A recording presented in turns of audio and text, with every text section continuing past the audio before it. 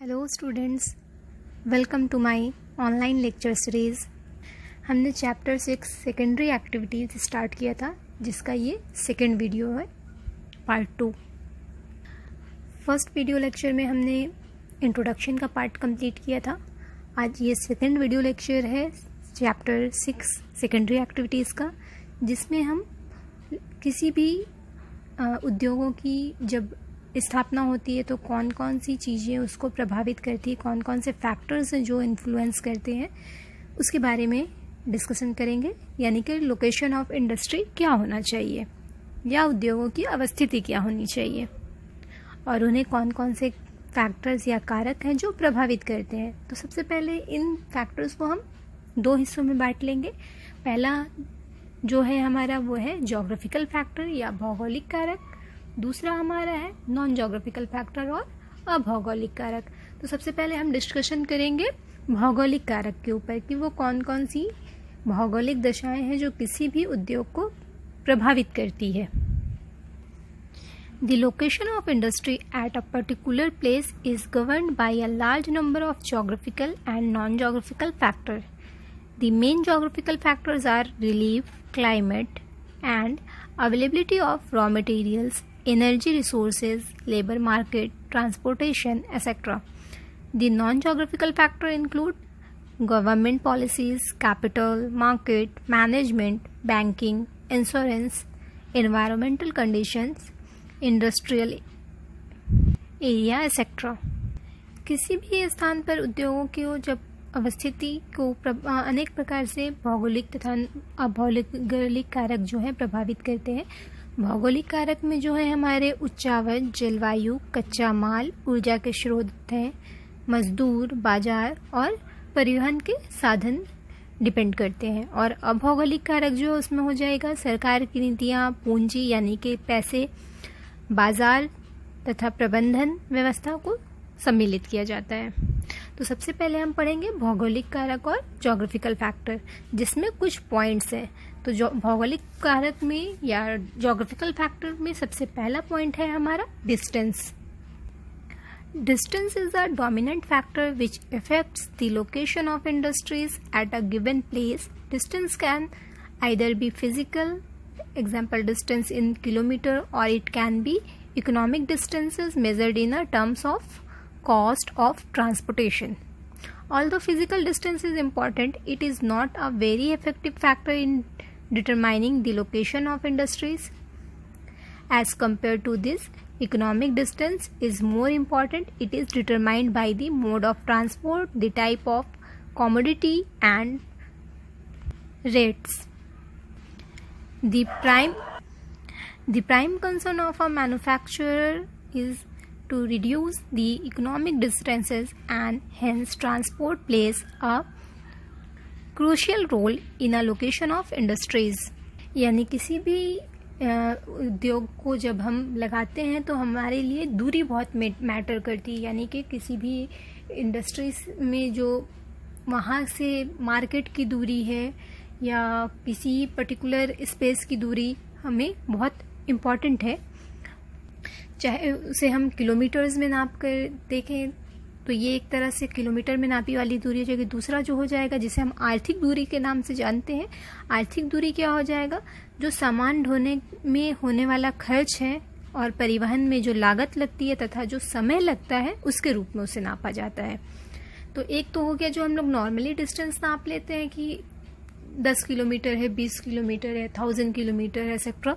और दूसरा जो है उस दूरी पे हमारा लगने वाला खर्च डिपेंड करता है, कितना आय लगेगा, ट्रांसपोर्टेशन का क्या माध्यम है और कितना ट्रांसपोर्टेशन का खर्च आ रहा है। ये सारी चीज़ों के अकॉर्डिंग हम डिस्टेंस को मेज़र करते हैं। हमारा जो पहला पॉइंट है भौगोलिक फैक्टर का या ज्योग्राफिकल फैक्टर का।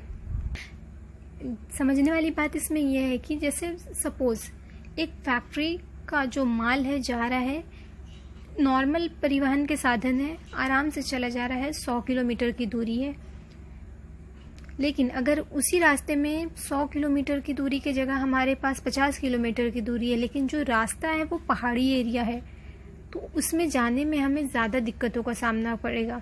तो उसकी हो सकता है कि दूरी कम है, लेकिन उसमें क्या हो जाएगा कि ट्रांसपोर्टेशन का खर्च ज़्यादा आ जाएगा, क्योंकि घूम के जाना पड़ रहा है या अच्छे रास्ते नहीं हैं, तो वहाँ पर परिवहन की सुविधा नहीं है, जिसके वजह कर दूरी कम होने के बाद भी खर्च ज़्यादा आ रहा है, एक्सपेंस ज़्यादा हो रहा है उस पर, तो ये मैटर करता है। इसलिए ज्योग्राफिकल फैक्टर का फर्स्ट पॉइंट जो है डिस्टेंस या दूरी, इसे इस तरह से हम समझ सकते हैं। और second point is raw material, यानी कि कच्चा माल। Most industries tend to be located near the source of raw materials, and as such they are attracted by mines, forests, farms and seas. Industry based on heavy materials such as coal and iron ore are always located near coal mines or iron ore mines. Otherwise, transportation costs are very high. Industries based on perishable commodities such as fruits, vegetables, fish and milk are also located near the sources of raw materials. Some raw materials lose weight during processing. For example, it requires 10 tons of sugarcane to produce 1 ton of sugar. Hence, sugar mills are located near the sugarcane producing areas. However, there are certain industries which are not wedded to any particular raw materials. Such industries are known as footloose industries. Watch industries of Switzerland uses very little raw materials, and this source of raw material does not play any significant role in this industry. यानी कि उद्योग normally तौर पे उन्हीं जगह पे स्थान पे स्थापित किए जाते हैं, बनाए जाते हैं जहाँ पर कच्चा माल जो है आसानी से उपलब्ध हो जाए या मौजूद हो जाए।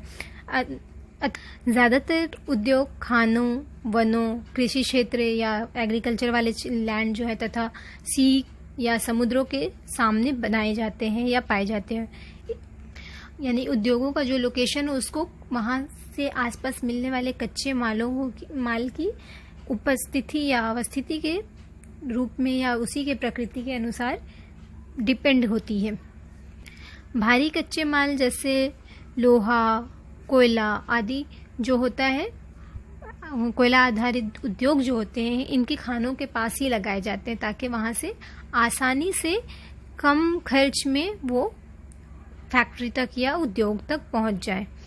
नहीं तो क्या होगा कि उनको माइंस या जहाँ पर उनका खनन क्षेत्र, वहाँ से इंडस्ट्री तक लाने में ही इतना ज़्यादा एक्सपेंस लग जाएगा, इतना ज़्यादा खर्च लग जाएगा कि जब उसको हम ट्रांसफॉर्म करके नए शेप में बनाएंगे तो हम जब उसको फिर मार्केट में वापस भेजेंगे तो उससे बहुत ज़्यादा आमदनी नहीं हो पाएगी, क्योंकि उसका ज़्यादातर एक्सपेंस तो उसको कच्चे रूप में लाने में ही लग जा रहा है। तो इसलिए क्या करेंगे कि ऐसे जगह पे लोकेशन हो हमारे इंडस्ट्री का जहाँ से हमको कम खर्च के ट्रांसपोर्टेशन के साथ कच्चा माल अवेलेबल हो। और साथ ही साथ जो कच्चे माल वाले हमारे जैसे फल सब्जी वाले एरिया में, जहाँ पर से दूध हुआ, सब्जियां हुई, मछली हुई, फल हुए, ये जल्दी ख़राब होने वाली चीज़ें हैं, तो इसलिए भी इनको ऐसे जगह में तुरंत ट्रांसफॉर्म किया जाए, वरना ये भी ख़राब हो जाएंगे। दूध से बनी हुई चीज़ों के लिए जो इंडस्ट्री वगैरह लगाई जाती है, तो अगर दूध को आने में ही 2 दिन का समय लगेगा तो वो तो रास्ते में ही ख़राब हो जाएगा। इसलिए क्या किया जाएगा कि भाई घंटे, 2 घंटे, 3 घंटे में वो माल पहुंच जाए, तो इतनी ही दूरी में इन सब चीज़ों की इंडस्ट्री लगाई जाती है। तो इसलिए सेकंड पॉइंट जो हमारा है रॉ मटेरियल, बहुत इंपॉर्टेंट है कि ऐसी जगह में इंडस्ट्री लगे जहाँ रॉ मटेरियल ईजिली, आसानी से, कम लागत में मौजूद हो। और third point is energy resources या ऊर्जा के स्रोत। Energy is most essential to run machines in industries. The main power resources are coal, petroleum, hydroelectricity, natural gas, and nuclear energy. Iron and steel industry uses coal as source of energy and tends to be located near the coal mines. Large-scale production and transmission of hydroelectricity has reduced the attractive power of energy resources. The importance of energy as an attractive force of industries has declined in the recent past due to improvement in fuel efficiency. While in the ऊर्जा के स्रोत यानी कि उद्योगों में मशीनों को जो हम चलाते हैं तो उसके लिए हमको किसी न किसी ऊर्जा या शक्ति की आवश्यकता होती है। इस तरह के ऊर्जा के और ऊर्जा शक्ति के जो प्रमुख साधन है वो हमारा, जैसे कि हम जानते हैं, कोयला है, पेट्रोलियम है, जल विद्युत है, प्राकृतिक गैस है और परमाणु ऊर्जा वगैरह होते हैं। आयरन एंड स्टील या लोहा इस्पात जैसे जो बड़े उद्योग होते हैं जिसमें उनके निर्माण के लिए कोयला का बहुत ज़्यादा यूज़ होता है, कोयला को शक्ति के रूप में यूज़ करते हैं, इसलिए नॉर्मली देखा जाता है कि आयरन एंड स्टील इंडस्ट्री ऐसी जगह पे लोकेट किया जाती है जहाँ पर कोयला बहुत आसानी से अवेलेबल हो, यानी आसपास के राज्यों हो या अपने ही राज्यों के अलग अलग डिस्ट्रिक्ट से आसानी से अच्छे ट्रांसपोर्ट के माध्यम के जरिए कम लागत में कोयला मिल जाएगा तो बहुत ज़्यादा बेनिफिट होता है इंडस्ट्री को। तो ऐसे एरिया में आयरन एंड स्टील इंडस्ट्री लगाई जाती है जहाँ पर कोयला बहुत आसानी से अवेलेबल हो, क्योंकि उसमें बहुत ज़्यादा कोयले का यूज़ होता है। या फिर ऐसे एरिया में होता है, अगर मान लीजिए जहाँ पर जल विद्युत ज़्यादा यूज होती है, हाइड्रो इलेक्ट्रिसिटी ज़्यादा यूज़ होती है, तो वहाँ पर क्या होता है कि आसपास नदियाँ, झीलें, बड़ी बड़ी नदियाँ या बड़ी झीलें हों जिससे हाइड्रो इलेक्ट्रिसिटी का यूज़ किया जा सके। साथ ही साथ अभी बहुत जगहों पे पेट्रोलियम और नेचुरल गैसेस हो गए, इनका भी यूज़ किया जाने लगा है, तो इनके यूज़ को भी बहुत आसानी से अवेलेबल हो ऐसी जगहों पे। तो जहाँ पर, यानी कि कहने का मतलब ये है कि जहाँ पर ऊर्जा के साधन जो है वो अवेलेबल होंगे वैसे जगह पे उद्योग, यानी कि एक उद्योग को जब हम लगा रहे हैं तो वहाँ पर ऊर्जा का साधन होना बहुत ज़रूरी है। और नेक्स्ट पॉइंट इज़ वाटर, और जिसे कहेंगे पानी, जल। Water is an important factor in industrial location. It is required in large quantities in cotton textile industries for bleaching, and in iron and steel industry for cooling. Water requirement of industries varies considerably. जल जो है, पानी जो है, किसी भी industry को चलाने के लिए बहुत ज़्यादा मात्रा में, पर्याप्त मात्रा में उपलब्ध होना चाहिए। किसी भी इंडस्ट्री को चलाने के लिए, उसकी तरक्की के लिए पानी का होना बहुत ज़्यादा इम्पॉर्टेंट होता है। मान लो हम एग्जाम्पल में ले लेते हैं कॉटन टेक्सटाइल या सूती उद्योग जो हमारे हैं, तो वहाँ पर जब कपड़े को बना करके उसमें कलर का काम होता है या उसे धुलाई का काम किया जाता है तो पानी की बहुत ज़्यादा ज़रूरत पड़ती है, उसको धोने में, फिर सुखाने में, रंगने में, तो वो सारे काम के लिए पानी की बहुत ज़्यादा आवश्यकता होती है। इसी तरह जब हम बात करेंगे आयरन एंड स्टील इंडस्ट्री की या लोहा इस्पात इंडस्ट्री की, तो जब उसे किसी भी नए सांचे में ढाला जाता है तो लोहा बनाने के लिए क्या किया जाता है कि आयरन और उसको इतनी ज़्यादा हीट किया जाता है, गर्म किया जाता है कि वो पूरे मेल्ट फॉर्म में, यानी पिघली हुई अवस्था में होती है। तब उसे जिस शेप में डाला जाता है, उस ढांचा में डाला जाता है कि वो उस शेप में बन के तैयार हो। उसको जब उस सांचे में डाल देते हैं तो फिर उसे क्या करना होता है, ठंडा करना होता है। जब ठंडा करेंगे तभी वो उस शेप में आएगा। तो उसको ठंडा करने के लिए फिर हमें बहुत ज़्यादा पानी की ज़रूरत होती है ताकि वो अपने असल शेप में आ सके। तो चाहे किसी भी इंडस्ट्री को लगाने की बात हो, वहाँ पर पानी या जो वाटर है उसकी अवेलेबिलिटी बहुत ज़्यादा इम्पॉर्टेंट एक फैक्टर है। अगला पॉइंट जो है हमारा वो है एक्सेस टू लेबर और मार्केट, यानी श्रमिक बाजार की उपलब्धता। Access to labor market plays an important role even in the modern age of automation and computerization. For successful growth of industry, labor should be abundant, cheap and skilled. Sometimes skills of the labor compensates even higher wages. The diamond cutting and polishing industry at Surat has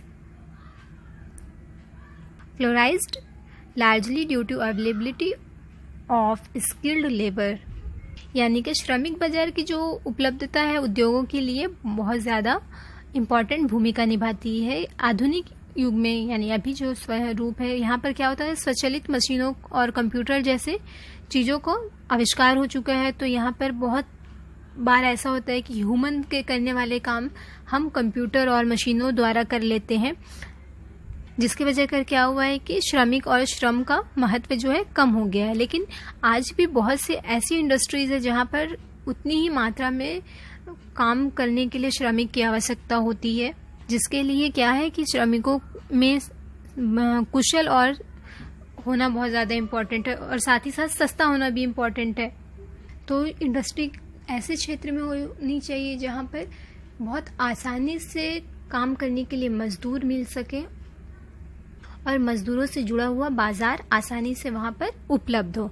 ये सारे points हमारे हैं, 5 points जिसमें मैंने पढ़ाए हैं। ये है ज्योग्राफिकल फैक्टर यानी कि भौगोलिक कारक, जिसमें हमने पढ़ा डिस्टेंस, दूसरा हमने पढ़ा रॉ मटेरियल, तीसरा हमने पढ़ा सोर्सेज ऑफ एनर्जी, फोर्थ हमारा था water and fifth is availability of labour market. Geographical factor, ये सारे 5 फैक्टर्स मेन है। ऐसे तो और भी हम क्लाइमेट वगैरह सबको जोड़ सकते हैं, लेकिन ये 5 मेन फैक्टर है जिसको हम लेकर के चलेंगे कि जब हम किसी भी इंडस्ट्री को लगाएंगे तो हम कौन कौन सी चीज़ों को खास करके ध्यान देंगे भौगोलिक कारकों में।